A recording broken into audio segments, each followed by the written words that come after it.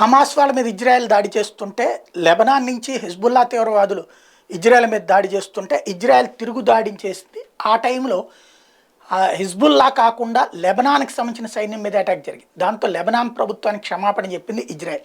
Israel Hamas యుద్ధం నేపథ్యంలో ఘటనకు సంబంధించి లెబనాన్కి ఇజ్రాయెల్ డిఫెన్స్ ఫోర్స్ క్షమాపణ చెప్పింది. హిజ్బుల్లా సాయుధ గ్రూపును లక్ష్యంగా చేసుకుని జరిపిన దాడిలో పొరపాటున లెబనాన్ సైనికుడు మృతి చెందాడు.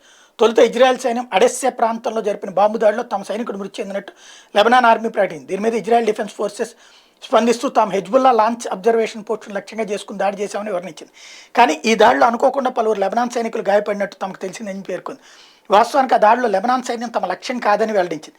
ఈ ఘటనకు ఐడిఎఫ్ క్షమాపణ చెబుతోంది. దీనిపై దర్యాప్తు చేపట్టబోతోందని ఇజ్రాయెల్ సైన్యం ప్రకటించింది.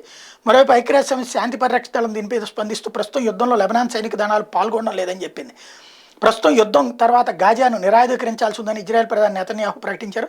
మంగళవారం అర్ధరాత్రి ఆయన ప్రసంగిస్తూ ఐడిఎఫ్ ఇజ్రాయెల్ డిఫెన్స్ ఫోర్సెస్ మాత్రమే అది చేయగలదని తేల్చి చెప్పారు. ఏ అంతర్జాతీయ దళానికి ఈ బాధ్యతలు అప్పగించబోమని కూడా తేల్చి చెప్పారు. గతంలో కూడా అంతర్జాతీయ దళాలు గాజాలో అంతగా ప్రభావం చూపెట్టలేదన్నటువంటి విషయాన్ని గుర్తు చేశారు. అందుకే అటువంటి ఏర్పాట్లను మేము అంగీకరించమని చెప్పారు. ఐక్యరాజ్యసమితి జోక్యాన్ని నిరాకరించారు.